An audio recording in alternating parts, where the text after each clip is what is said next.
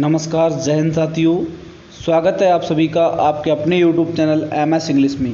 Guys आज हम discuss करेंगे सीटेट एग्ज़ाम 2024 जो कि कल 7 जुलाई को एग्ज़ाम होने वाला है। उस एग्ज़ाम के बारे में डिस्कस करने वाले हैं। तो दोस्तों यहाँ पर हम डिस्कस करेंगे सबसे पहले कि बिना पढ़े सीटेट पास कैसे करें। बिना पढ़े सीटेट पास करने का क्या तरीका होता है। यहाँ पर दिया है कि मात्र एक वीडियो से 90 से प्लस अंक लेकर कैसे आओगे। तो दोस्तों हमने जो भी स्टूडेंट विद्यार्थी जो भी शिक्षक शिक्षिका सीटेट परीक्षा पास करने के लिए कोई तैयारी नहीं की है, पिछले समय में कोई भी हमने किताबें नहीं पढ़ पाए हैं, काम में जब बिजी थे। तो अगर जो भी इंसान कुछ भी नहीं पढ़ पाया है, थोड़ा बहुत पहले से नॉलेज है, उसको पिछले सालों में पढ़ा है, इस बार इन 3-4 महीनों में नहीं पढ़ पाया है, तो जुलाई परीक्षा को हम कैसे क्रैक करें, कैसे पास करें, उसका तरीका हम आगे वीडियो में डिस्कस करने वाले हैं। तो दोस्तों सीटेट वाले ज़रूर देखें इस वीडियो को, क्योंकि बिना पढ़े पास करने का नया तरीका मात्र एक वीडियो से 90% यानी 90 प्लस अंक हम कैसे ला सकते हैं। तो दोस्तों आइए वीडियो को समझते हैं। देखिए हमने यहाँ पर कुछ ऑप्शंस लिए हैं, कुछ ऑप्शन से समझेंगे, ऑप्शन को देखकर समझेंगे, वीडियो को छोड़कर नहीं जाना है, क्योंकि ऑप्शन कुछ होता है लेकिन उसका जो भाव होता है वो कुछ होता है। तो समझना है इस वीडियो को। देखिए सबसे पहले हमने ऑप्शन दिया है कि परीक्षा से पहले घबराएं नहीं। देखिए हम परीक्षा में जब जाते हैं, परीक्षा हॉल में जाते हैं, तो परीक्षा हॉल में जाने के बाद जब हम परीक्षा हमारी शुरू होने से पहले हम परीक्षा हॉल में बैठे होते हैं, तो हमें वहाँ पर घबराना नहीं है। बिल्कुल रिलैक्स तरीके से, नॉर्मल तरीके से हमको वहाँ पर बैठना है। कोई भी घबराहट, कोई भी हड़बड़ाहट नहीं करनी है, क्योंकि जब हमारा माइंड फ्रेश रहता है, माइंड हमारा सही रहता है, फ्रेश होता है, तो हम परीक्षा को अच्छे से सॉल्व कर पाते हैं। तो हमारा सबसे पहला हमारा तरीका बताया है कि परीक्षा होने से पहले, शुरुआत होने से पहले बिल्कुल भी घबराए नहीं, बिल्कुल शांत तरीके से अपना सब कुछ फ्रेश माइंड करके बैठना है आपको। अगला ऑप्शन हमने दिया है यहाँ पर, सबसे पहले नेगेटिव आंसर को कट कर दें। देखिए वहाँ पर हमारे 4 ऑप्शन दिए होते हैं। कितने ऑप्शन दिए होते हैं? 4 ऑप्शन दिए होते हैं। अब प्रश्न के जो 4 ऑप्शन होते हैं, उस 4 ऑप्शन में सबसे पहले हमें वो देखना है कि जो आंसर बिल्कुल नहीं हो सकता, तो जिसकी हमें उम्मीद आंसर की नहीं है, तो उस ऑप्शन को क्या हमें कट कर देना है। और जो हमारे राइट ऑप्शन होते हैं उनको चूज करके रखना है और निगेटिव आंसर को कट कर देना है। जब निगेटिव आंसर कट हो जाएगा तो हमारा पॉजिटिव आंसर पहले अपने आप ही निकल आएगा। तो उस ऑप्शन को हमें चूज करना है कि हमारे जो भी निगेटिव आंसर होते हैं उनको कट कर दें। जैसे हमने कोई भी प्रश्न पूछा हो, तो उस प्रश्न को हमारा जो लग रहा हो हमें कि जो सही है, हमें 100% अब इसके ऑप्शन लग रहा हो कि हमारा ये सही होगा, तो उसको चूज कर लें। और जिसको हमें समझ नहीं आ रहा है कि ये हमारा ऑप्शन नहीं हो सकता है, तो उसको अलग कर दें, कट कर दें। तो जिससे हमारा आंसर को क्रैक करने में, आंसर को उत्तर देने में बहुत ही आसानी होगी। अगला देखिए, अगला हमने ऑप्शन लिया है कि सबसे बड़ा ऑप्शन चुनें। देखिए सीटेट की परीक्षा जो होती है, सीटेट परीक्षा में बहुत छोटा प्रश्न होता है, और लेकिन उसके ऑप्शन जो होते हैं, आंसर होते हैं, बहुत बड़े बड़े होते हैं। तो देखिए ज़्यादातर सीटेट में अब तक की जो परीक्षाएं हुई हैं, सबसे बड़ा जो ऑप्शन होता है वही उसका राइट आंसर होता है। प्रश्न का सबसे बड़ा जो ऑप्शन होता है वही उसका राइट आंसर होता है। तो ज़्यादा से ज़्यादा बड़े आंसर को टिक करने की कोशिश करें, बड़े ऑप्शंस को समझें। पहले समझना ज़रूरी होता है, पहले उसको अच्छे से पढ़ें। जब आपको लगे कि यहाँ ये प्रश्न का आंसर हो सकता है, तो सबसे बड़े ऑप्शन को चुनना है, क्योंकि जब आपको पता होगा तो आप टिक कर ही दोगे। जब आपको नहीं पता है तो आपको क्या है, सबसे बड़े ऑप्शन को ही चुनना है।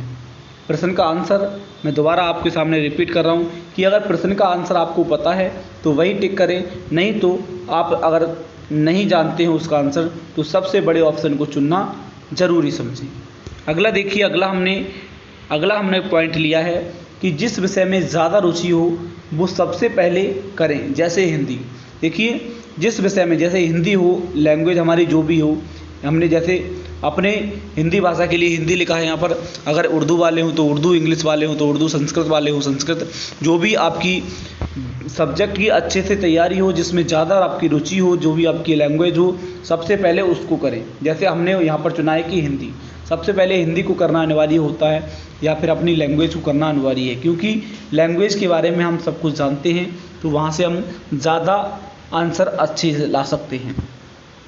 तो यहाँ पर आपको अपने विषय की जो रुचि हो सबसे पहले उस विषय को करें, और मैथ को क्या है सबसे बाद में करें, गणित को क्या करें सबसे बाद में करें। पहले हम अपनी लैंग्वेज को करें, लैंग्वेज करने के बाद अपने जो अदर सब्जेक्ट है उनको करें, और सबसे लास्ट में मैथ को करें। अगला देखिए, अगला हमने पॉइंट लिया है कि हिंदी भाषा के गद्यांश और पद्यांश को अच्छे से पढ़कर उत्तर चुनें। अब यहाँ पर केवल हिंदी भाषा की बात नहीं हो रही है, यहाँ पर अपने संस्कृत वाले हैं तो संस्कृत, उर्दू वाले हैं तो उर्दू, इंग्लिश वाले हैं उर्दू इंग्लिश, जो भी हमारे भाषा वाले विद्यार्थी हैं तो भाषा वाले विद्यार्थी की जो गद्यांश दिए होते हैं 15 नंबर के, उस गद्यांश और पद्यांश को अच्छे से पढ़ें, पहले अच्छे से उसको समझें जो भी प्रश्न पूछा गया, क्योंकि आपको यहाँ पर ये फ़ायदा होता है गद्यांश और पद्यांश पढ़ने में कि जो भी उत्तर दिया होता है उसी गद्यांश में उसका उत्तर होता है। तो प्रश्न को पढ़ने के बाद अच्छे से उस गद्यांश को समझना है, उसी में से हमें छांटना होता है तो ऑप्शन को अच्छे से चुनें। पहले गद्यांश और पद्यांश को अच्छे से पढ़ लें, उसके बाद उत्तर दें, उसी में उसका उत्तर दिया होता है, ना कि हमें कहीं से याद करना होता। तो यहाँ से हम 15-15 दो लैंग्वेज होती है हमारी, 15-15 30 नंबर आसानी से ला सकते हैं। देखिए 30 नंबर हम यहाँ पर लैंग्वेज से ला सकते हैं आसानी से। कोई भी प्रश्न आपका जो पेडागोजी होती है दोनों सब्जेक्ट की 30 नंबर की, वो पेडागोजी में आप जो मैंने तरीका बताया पिछले तरीक़ों से करें, और हमारे 30 नंबर की यानी 15 हमारी एक लैंग्वेज होती है, 15 की एक लैंग्वेज, 30 हमारे जो प्रश्न होते हैं वो गद्यांश और पद्यांश से होते हैं हिंदी और अंग्रेजी में, यानी लैंग्वेज और इंग्लिश में। तो उसको हमें अच्छे से पढ़कर करना है, उसी में से छांटना है। तो यहाँ पर हमारे 30 अंक बिल्कुल पक्के हो जाएंगे। अगला ऑप्शन हमारा दिया है यहाँ पर टैग वर्ड। टैग वर्ड का उपयोग करें, यानी हमने नेगेटिव टैग वर्ड और पॉजिटिव टैग वर्ड का हमने वीडियो बनाया है, उस वीडियो को जाकर देख लें। अभी इसी वीडियो का डिस्क्रिप्शन में लिंक मैं दे दूंगा, क्योंकि टैग वर्ड का उपयोग करने से हम आसानी से आंसर कर सकते हैं। तो टैग वर्ड का यूज़ ज़रूर करें, जो भी हमने टैग वर्ड बताए हैं कि जहाँ पर पूछा हो नेगेटिव आंसर या पॉजिटिव आंसर, तो उन पॉजिटिव और नेगेटिव टैग वर्ड को ज़रूर उपयोग करें।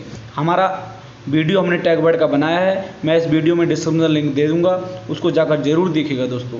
5 मिनट का वीडियो है, 5 मिनट के वीडियो में आपको टैग वर्ड का पता चल जाएगा, और जिससे आप परीक्षा क्रैक करने में बहुत ही आसानी होगी, क्योंकि परीक्षा हमारी सुबह को होने वाली है, चाहे वो फर्स्ट मीटिंग में हो चाहे सेकंड मीटिंग में हो।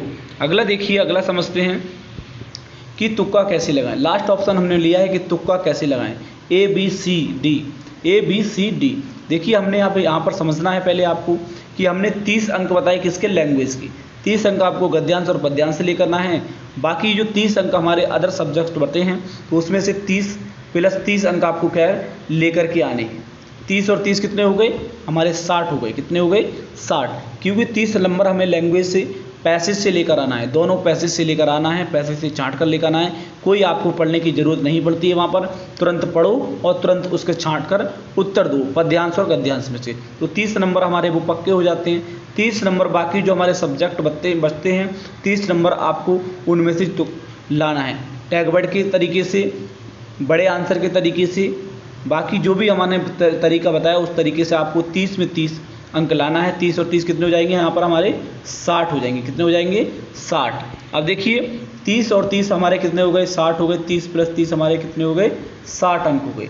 60 अंक अब हमारे पास करने के लिए हमें कितने चाहिए होते हैं, SC और OBC के लिए 82 अंक चाहिए होते हैं, और जनरल के लिए 90 अंक। तो देखिए यहाँ पर हमें कितने नंबर की ज़रूरत है, 30 नंबर की। 30 नंबर की, कितने नंबर की, 30 नंबर की।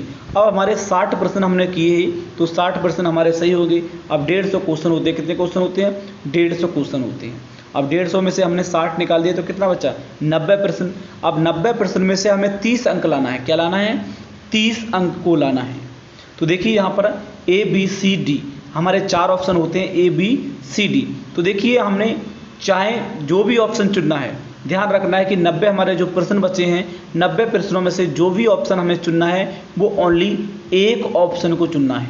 कितने को, एक ऑप्शन को चुनना है, क्योंकि हमें 90 प्रश्नों में से 30 अंक को लाना है।